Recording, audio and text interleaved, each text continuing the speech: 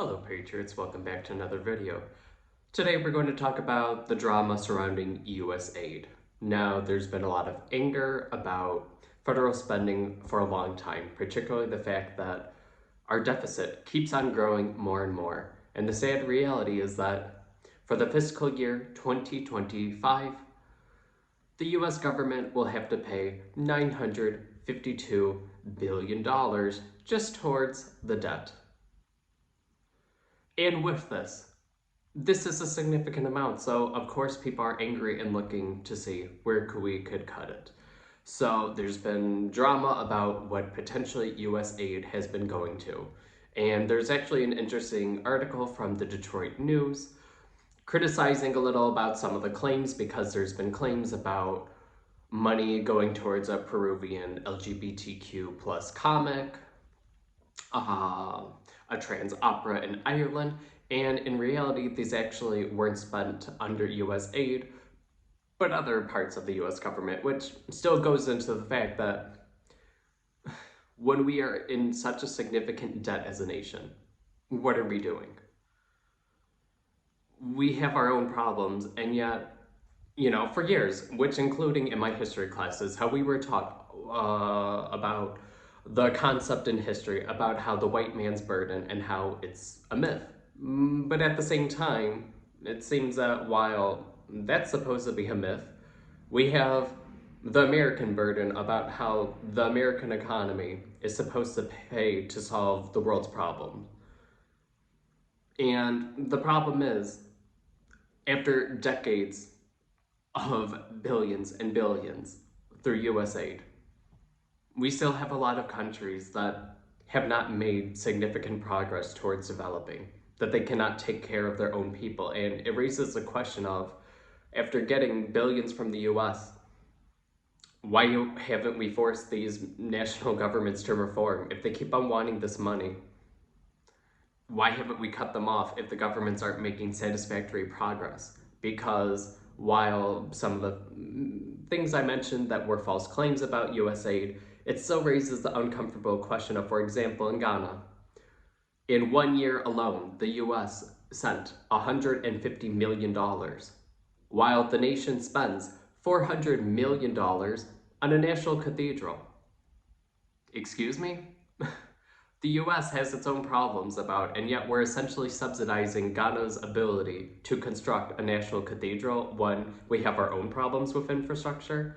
Because I'll be brutally honest, a lot of people necessarily don't go outside their bubble in the US, and especially train travel isn't as popular because of how slow it is in the United States compared to other nations, with how we still don't necessarily have the fast trains. But I did take about a decade ago a train ride from the Midwest to New Mexico, and it was shocking to see various small towns throughout the United States without paved roads. So we have this situation in our country, along with other things. If you look, for example, online, it's still estimated about 500,000 people are living in the United States without indoor plumbing. Excuse me? We have these own problems in our nation, but it's also our burden to save the rest of the world. Otherwise, all these problems are going to exist and there's no one else to solve it. And the harsh reality is Chuck Schumer, one of the senators from New York, he was trying to make the claim that Russia and China are going to rush to fill in such an important role. What role? We haven't necessarily helped these countries develop in a significant way. We allow corruption effectively to continue to take place because we subsidize it. We allow these governments around the world not to take responsibility and do what they're supposed to do to take care of their own citizens. Instead, we give American taxpayer money, and then we're shocked why we have various problems in the United States that keep on getting kicked down the road because, well, we keep on sending money elsewhere. And looking at the reality is, China has been spending a lot less foreign direct investment abroad than it was previously because it realized it's not necessarily effective that unfortunately in some of these nations around the world there's a lot of corruption. So China's been cutting back in that respect. And looking at Russia, why does Chuck Schumer think Russia is going to be a major threat when it's putting so much of its resources into fighting a war in Ukraine that it really hasn't made a lot of ground? It hasn't made a lot of traction. He tried to make it seem like it was going to be a special military operation, almost similar to how Afghanistan fell in 3 days. Unfortunately, the Taliban regained control of that nation. He made it seem like this was going to be a short-lived operation in Ukraine, and yet it's a full-out war that's, as of February, is going to be going on 3 years. And at the same time, Russia's also under a lot of sanctions from the West, so why do we assume that it has all this money that all of a sudden it's going to invest? And looking at Russia itself, if Russia wants to misappropriate its own funds, that's on Russia. But the harsh reality too is in Russia, when you look up online, a lot of people in Russia also live without indoor plumbing. That the last estimate that I saw was 20% of Russians living without indoor plumbing. So Russia has its own issues. If Russia wants to ignore its own citizens for some bizarre imperial quest, that's on Russia. But when the US is going to start spending $1 trillion a year on debt, and how we keep on having a ballooning debt ceiling, how it keeps on increasing and increasing and increasing, we need to think about our own problems, especially when nations aren't doing anything to at least help themselves. And it's also frustrating seeing how many Americans online will try to say that, oh, but we just need to tax the rich more. Wait a minute, so we're going to tax the rich more in America to help out other countries that allow for rampant corruption where they have even worse income inequality? I urge you to do some research for yourselves. Look up some of these poor African nations, even if they're among some of the poorest in the world. There are humongous mansions in these nations where others will be living in huts, not have much at all.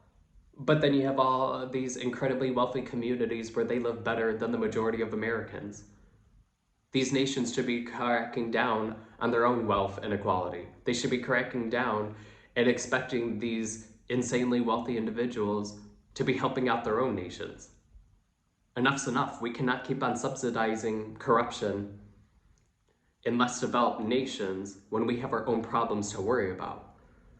And for everyone trying to say that, oh, well, it's only 1% of our budget. Yes, but at the same time, looking at USAID, it'll be interesting to see everything that comes out, because while some of the claims such as that comic and the opera are false, it is true that USAID gave a grant to a Serbian organization to effectively push for DEI in the Serbian government.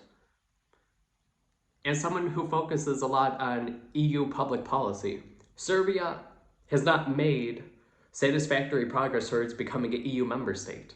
So we essentially flushed $1.5 million down the toilet for this effort in Serbia when we have our own problems to worry about in the US. We have our own debt that we need to pay back. And at the same time, too, when you look at Serbia, that a previous estimate put that 14% of the population lives in absolute poverty. When you have a figure like that, the figure should be working on more stopping absolute poverty rather than worrying about DEI in the government. Especially when there's so much corruption that an effort like that essentially was just a waste of US taxpayer money.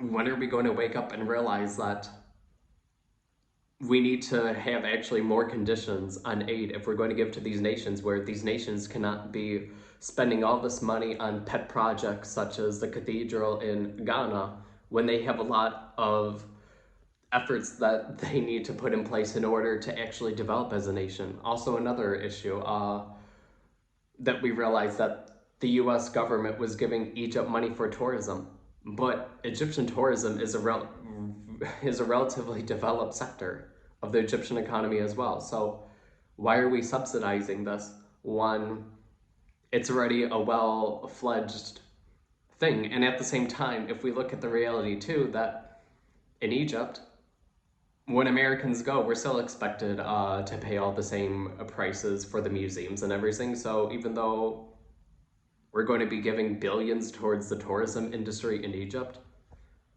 there's actually no benefits for Americans while we have our own problems to solve.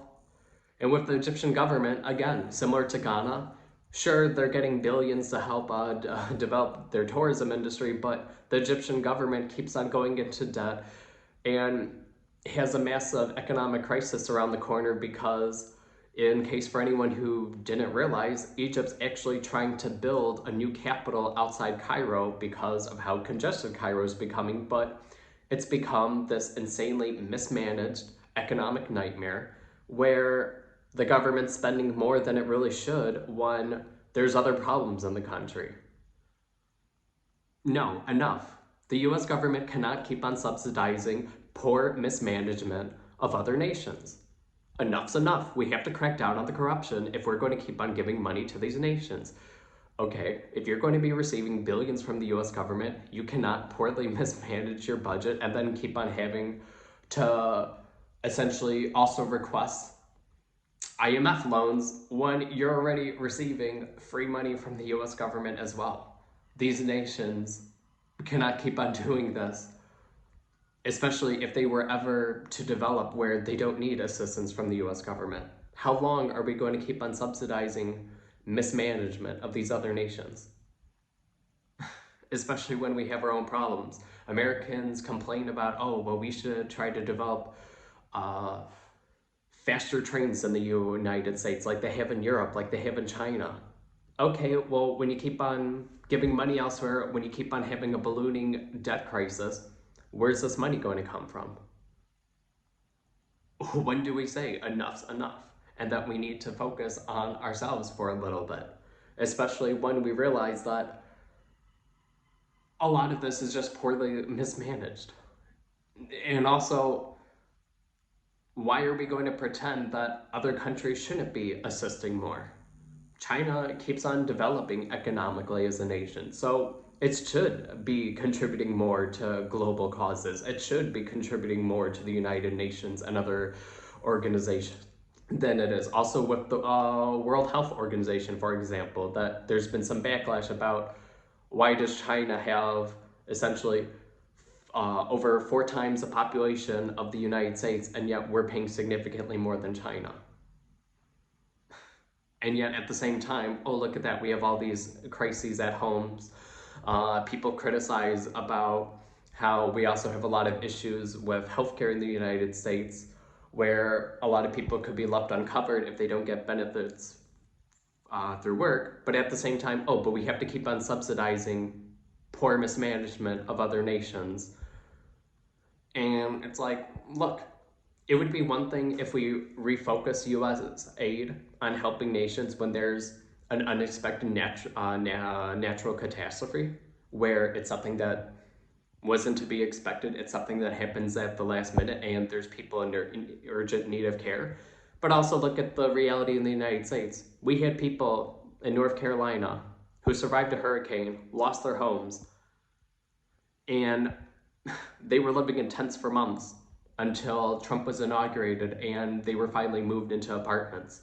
We let our own citizens live in tents and we gave no help. I mean, in case you didn't realize, there's also the FEMA controversy. The fact that uh, if you had the wrong political party signs, that FEMA was essentially allowing its workers to ignore you. And yet we're going to give money to other nations when we let our own citizens sit in tents.